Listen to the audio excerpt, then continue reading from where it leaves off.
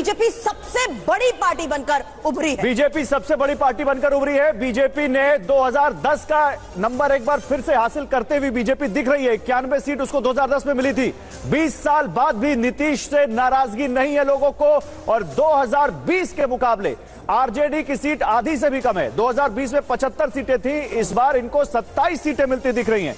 बड़ा झटका कांग्रेस के लिए, क्योंकि कांग्रेस से ज्यादा सीटें एआईएमआईएम की है। और नीतीश का ये जो 10,000 रुपए वाला कार्ड चला है, वो अभी आपने थोड़ी देर पहले आपको बता दें, जो तस्वीर अब जेडीयू की तरफ से सामने आई है, उसमें महिला वोटर्स किस तरीके से डिसाइसिव फैक्टर साबित हुई है, इसको लेकर भी एक्सपर्ट से सवाल करेंगे। लेकिन ये जंगल राज वाला जो नैरेटिव है, यानी अतीत ने पीछा नहीं छोड़ा है, चाहे क्राइम हो या करप्शन, वो अतीत इनका पीछा छोड़ने के लिए तैयार नहीं है। और यही इस वक्त के चुनाव के नतीजे सामने आने के बाद बड़ी खबरें हैं, बड़ी बातें हैं। बिल्कुल, तो नीतीश का 10,000 रुपए वाला कार्ड चला, ये बड़ी जानकारी आ रही है। बिहार में एक बार फिर से एनडीए सरकार बनी है, ये देखिए तो है ही। लेकिन यहां हमारे साथ सीनियर जर्नलिस्ट अवधेश जी जुड़े हुए, रामकृपाल सिंह जी जुड़े हुए। अवधेश जी, 160 खुद अमित शाह कह रहे थे, यहां तो 200 के ऊपर चला गया मामला। नहीं, अब अमित शाह ने कहा वो जरा उस पर अभी बात करें, उसके बजाय ये है कि उन्होंने ये मान लिया था कि हमको एक लैंडस्लाइड विक्ट्री मिलनी है, सीटों की संख्या हो सकती थी। बिहार में जाने पर यह स्पष्ट दिखाई देता था कि जो मीडिया में हमारी बहस चल रही है, विपक्ष जो मुद्दे बना रहे हैं, वो बिहार के लोगों के सामूहिक मनोविज्ञान में वो स्थिति नहीं है। बिहार में यह है कि मुद्दे सरकार के विरुद्ध भी थोड़े बहुत थे, लेकिन वो मुद्दे ऐसे नहीं थे कि विपक्ष को वोट दे देना है। तो जो निरंतरता थी एक, कि भाई केंद्र की सरकार और प्रदेश सरकार ने जिस ढंग से हमारे राज्य को में स्थिरता प्रदान किया है, शांति लाया है, विकास लाया, और सबसे बढ़कर जो ऐतिहासिक काम बिहार में हुआ था वह हुआ था कि महिलाओं को उस दौर से बाहर निकालकर, और 5 वर्ष शुरू के 2005 से 10 के अंदर महिलाओं को पंचायत और नगर तक आरक्षण दे देना, स्थानीय स्वशासन में लड़कियों को पढ़ने के लिए उनको वजीफा और बाकी व्यवस्था करना, तो वो जो एक निरंतरता रही है लैंगिक समानता की दृष्टि से, वो अभूतपूर्व रहा है। बिल्कुल, एक्सपर्ट्स जिस तरीके से एक बड़ा फैक्टर इसमें मान रहे हैं, इस वक्त बता दें बीजेपी के स्पोक्स पर्सन प्रदीप भंडारी हमें ज्वाइन कर चुके हैं। प्रदीप, आपको क्या लगता है ये तमाम फैक्टर्स, महिला वोटर्स कितना इंपॉर्टेंट और क्रूशियल रोल प्ले किया, क्योंकि यहां पर इस विक्ट्री का सबसे बड़ा फैक्टर क्या यही महिलाएं हैं?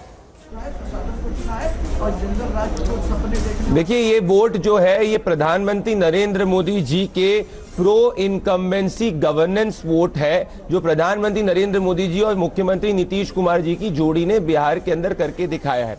अगर आप ध्यान से देखेंगे कि बिहार की महिलाएं और युवाओं ने ये कह दिया है कि वो जाति के आधार पे वोटिंग नहीं, गवर्नेंस के आधार पे वोटिंग करती है।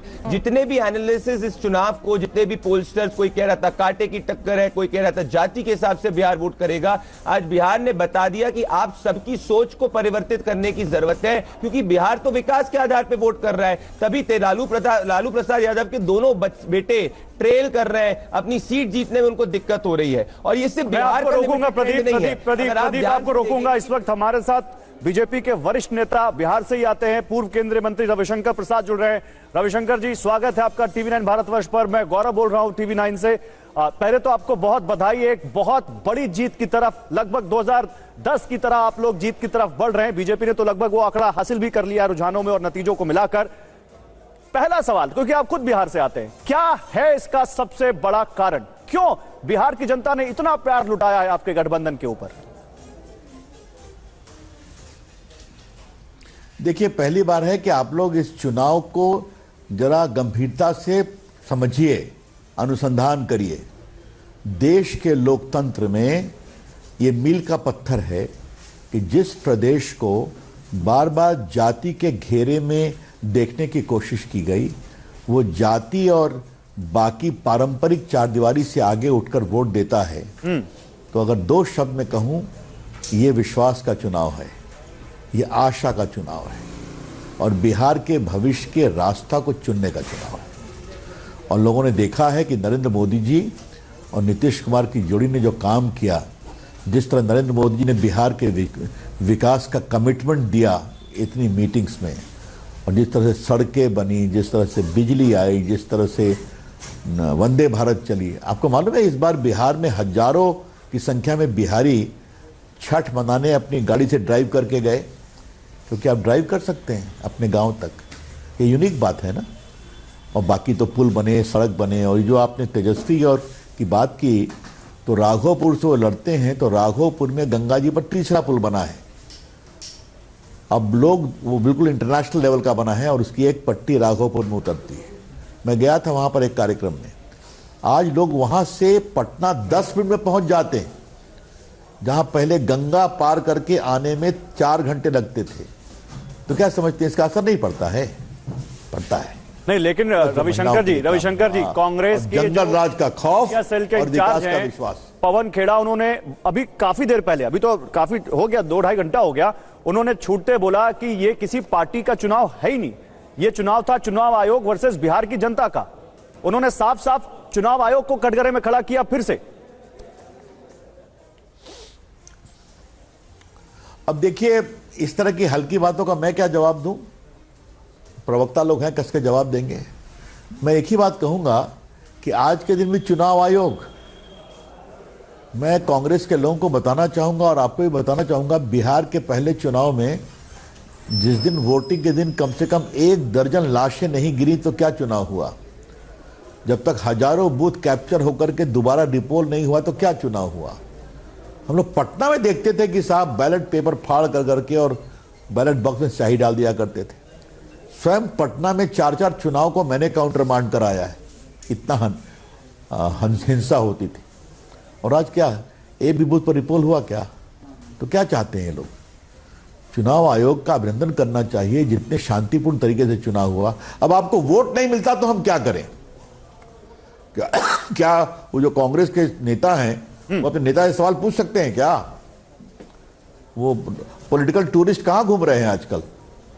हाँ, मुझे सुना किसी ने कहा मस्कट में है, किसी ने कहा मालदीव में है, पता नहीं जहां भी है। तो यही होता है। नहीं, लेकिन इसमें अब आप राजनीति नॉन सीरियस रूप से नहीं कर सकते रविशंकर जी, लेकिन एक और उन्हीं के साथी, बल्कि एक उनके साथी और उनके एक भाई जो उनसे अलग हो गए, लालू प्रसाद यादव के दोनों बेटे, चाहे वो तेज प्रताप हो और चाहे तेजस्वी यादव हो, जो कह रहे थे कि इस बार तेजस्वी सरकार बनेगी, युवाओं को नौकरी देंगे, हर घर में सरकारी नौकरी देंगे, उनकी पार्टी का बुरा हाल होते हुए दिख रहा है और वो खुद दोनों पीछे दिख रहे हैं। क्या कारण दिखता है आपको? देखिए, फिर मैंने कहा ना, मेरा विश्वास है।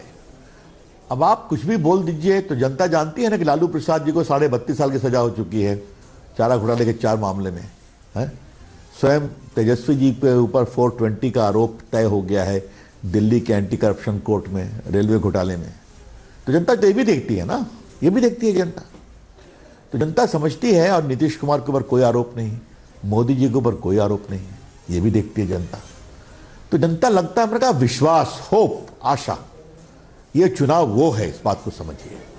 इसलिए मैं बहुत गर्व है बिहार के लोगों पर। और बाकी देखिए, कुछ लोग तो बोलते ही रहेंगे। अब तो राहुल गांधी बोलते हैं कि मोदी जी ने हर बार जीते हैं तो फर्जी से जीते हैं। कृपया करके आप बिहार के मतदाताओं का अपमान करना बंद करिए। मैं फिर रिपीट कर रहा हूं, हार गए तो हार को विनम्रता से स्वीकारिए और जनता को और बिहार की जनता के जनादेश को अपमानित करना बंद करिए। रविशंकर जी, बिहार चुनाव में एक बात बहुत कही जाती है कि बिहार जातियों में बटा है। MY फैक्टर हमेशा महागठबंधन के साथ जाता है, दूसरा जो जाति फैक्टर है वो बीजेपी या एनडीए के साथ आता है।